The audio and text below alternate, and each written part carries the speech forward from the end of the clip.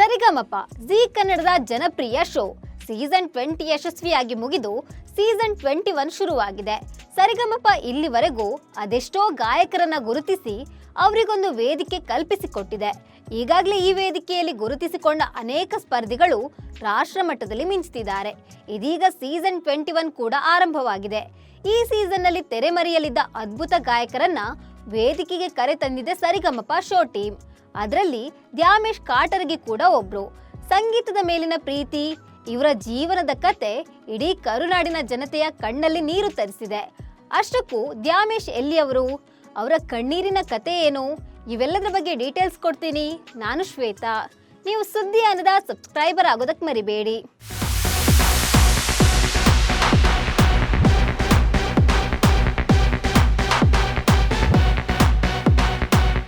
G ಕನ್ನಡದ top reality ಶೋಗಳಲ್ಲಿ ಸರಿಗಮಪ ಶೋಗೆ ವಿಶೇಷ ಸ್ಥಾನವಿದೆ. ಇಲ್ಲಿವರೆಗೂ ನೂರಾರು ಗಾಯಕರನ್ನ ನಾಡಿಗೆ ಪರಿಚಯಿಸಿದ ಕೀರ್ತಿ ಈ ಶೋಗೆ ಸಲ್ಲಬೇಕು. ಎಲೆಮರೆ ಕಾಯಿಯಂತಿದ್ದ ಪ್ರತಿಭೆಗಳನ್ನ ಕರೆತಂದು ಅವರಿಗೊಂದು ದೊಡ್ಡ ವೇದಿಕೆ ಕಲ್ಪಿಸಿಕೊಡ್ತಾ ಬಂದಿದೆ. ಈ ಸಲವೂ ಪ್ರತಿಭಾವಂತ ಗಾಯಕರನ್ನ ಶೋಗೆ ಕರೆತರಲಾಗಿದೆ.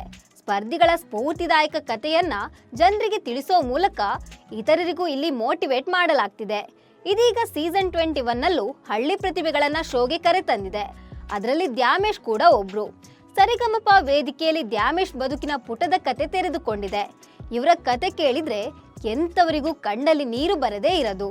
ಅಂದ್ಹಾಗೆ ದ್ಯಾಮೇಶ್ ಕೊಪ್ಪಳ ಜಿಲ್ಲೆಯ ಕಾಟರಗಿ ತಾಲೂಕಿನವರು. ಇವರು ಸರಿಗಮಪ ವೇದಿಕೆಯಲ್ಲಿ ಒಂದು ಸೊಗಸಾದ ಜಾನಪದ ಗೀತೆ ಹಾಡಿ ಜಡ್ಜಸ್ ಮೆಚ್ಚುಗೆಗೆ ಪಾತ್ರವಾಗಿದ್ರು. ಅದಾದ್ಮೇಲೆ ಜನುಮದ ಗೆಳತಿ ಹಾಡನ್ನ ಹಾಡಿ ಮೆಚ್ಚುಗೆ ಗಳಿಸಿದ್ದಲ್ಲದೆ ಲಕ್ಷ್ಮೀ ನಾಗರಾಜ್ ಅವರ ಟೀಮ್ಗೆ ಸೇರಿಸಲಾಗಿದೆ. ಆದ್ರೆ ದ್ಯಾಮೇಶ್ ವೇದಿಕೆಯಲ್ಲಿ ಹಾಡ್ತಿದ್ರೆ ಸಂಭ್ರಮಿಸಲು ಅವರ ಮನೆಯವರು ಯಾರೂ ಇರಲಿಲ್ಲ. ಹೌದು, ಸಾಮಾನ್ಯವಾಗಿ ಗಾಯಕರು ವೇದಿಕೆ ಮೇಲೆ ಹಾಡ್ತಿದ್ರೆ ವೀಕ್ಷಕರ ಬಳಗದಲ್ಲಿ ಅವರ ಮನೆಯವರು ಈ ಸಂಭ್ರಮವನ್ನ ಕಣ್ತುಂಬಿಕೊಳ್ತಾ ಇರ್ತಾರೆ. ಆದ್ರೆ ಈ ಗ್ರಾಮೀಣ ಪ್ರತಿಭೆ ದ್ಯಾಮೇಶ್ ಕಾಟರಗಿ ಹಾಡ್ತಿದ್ರೆ ಪ್ರೇಕ್ಷಕರ ಗ್ಯಾಲರಿಯಲ್ಲಿ ಅವರ ಮನೆ ಮಂದಿ ಅಂತ ಯಾರೂ ಇರಲಿಲ್ಲ. ಈ ಬಗ್ಗೆ ಆಂಕರ್ ಅನುಶ್ರೀ ಪ್ರಶ್ನಿಸಿದಾಗ, ನನಗೆ ಯಾರೂ ಇಲ್ಲ, ಅಮ್ಮ ಅಪ್ಪ ಅಣ್ಣ ತಂಗಿ ಯಾರೂ ಇಲ್ಲ, ನಾನು ಒಬ್ಬನೇ ಅಂತ ಕಣ್ಣೀರು ಹಾಕಿದ್ರು ದ್ಯಾಮೇಶ್.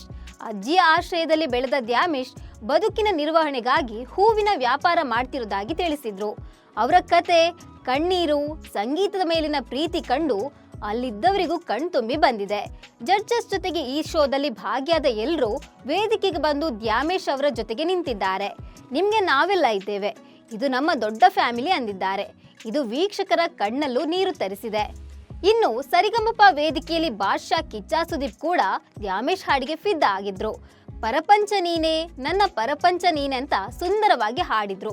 ಈ ವೇಳೆ ಸುದೀಪ್ ಭಾವುಕರಾಗಿ ನೋಡ್ತಾ ಇದ್ರು. ಬಳಿಕ ಅನುಶ್ರೀ, ಎಷ್ಟೋ ಬದುಕುಗಳಿಗೆ ನೀವು ದಾರಿದೀಪ ಆಗಿದ್ದೀರಾ, ಈತನಿಗೊಂದು ಅಪ್ಪುಗೆ ಸಿಕ್ಕಿದ್ರೆ ಶಕ್ತಿ ಆನೆ ಬಲ ಬರುತ್ತೆ ಅಂತ ಕೇಳಿದ್ರು.